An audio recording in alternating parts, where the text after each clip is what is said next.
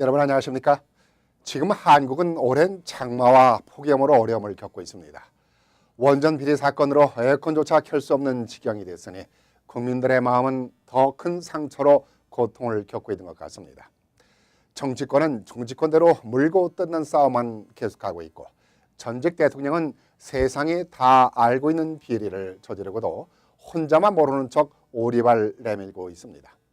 대기업들은 비자금 빼돌리고 국세청장을 지낸 사람은 뇌물받아 구속 수감되고 도대체 사회 지도층이라고 하는 사람들 모두가 이처럼 비리를 저지르고 있으니 국민들의 마음이 오죽하겠습니까?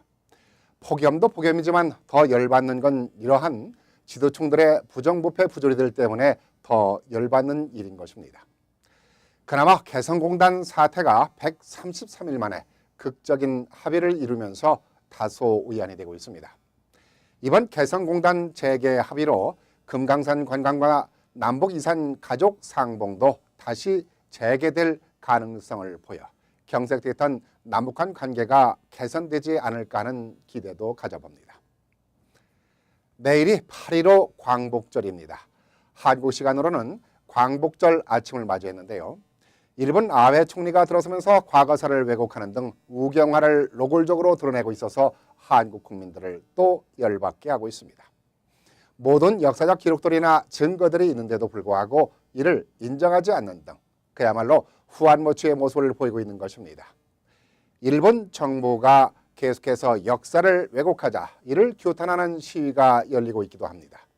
그러나 일본의 우익단체들은 이를 방해하면서 일본 전범기까지 흔들어대고 뿌려대면서 방해 공작까지 펼치고 있습니다. 우익 단체들만이 아니라 일본의 아베 총리와 정부마저 똑같은 짓을 벌이고 있습니다. 아베 총리가 지난 열흘 전에 히로시마 평화기념공원에 평화의 종을 울리는 자리에서 이렇게 말을 했습니다. 히로시마 원자폭탄 투하로 수많은 인명이 살상된 것에 대해 다시는 이 땅에 전쟁과 핵무기가 없는 세상을 만들어야 한다며 핵무기 근절과 세계의 영원한 평화 실현에 힘을 아끼지 않을 것을 맹세한다고 했습니다. 약속이 아니라 맹세라고까지 했습니다. 그런데 일본은 지난 4월에 핵 확산 금지 조약 준비 회의에서 채택한 핵무기의 인도적 영향에 관한 공동 성명에 서명을 거부했습니다. 그런데 얼마 전에 서명까지 거부하고 자신이 한 말을 까마득히 잊어버렸는지 맹세까지라는 말을 하면서 이처럼 또 거짓말을 하고 있습니다. 입만 열었다면 거짓말을 하는 아베를 비롯한 아베 정권은 자신들의 잘못된 과거를 왜곡하면서 동북아 지역의 화합에 심각한 장애를 주고 있는 것입니다.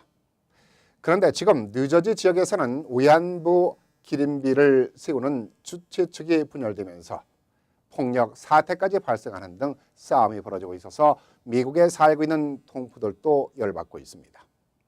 일본의 역사 왜곡에 분개하고 있는 마당에 우리는 기림비 설립을 가지고 싸우고 있으니 아베 정권이 얼마나 좋아하겠습니까? 일본의 정치적인 행보를 바라보면서 우리가 맞이해야 할 이번 8.15 광복절은 그 어느 때보다도 역사를 바로 인식하고 화합하는 계기가 되어야 할 것입니다. 감사합니다.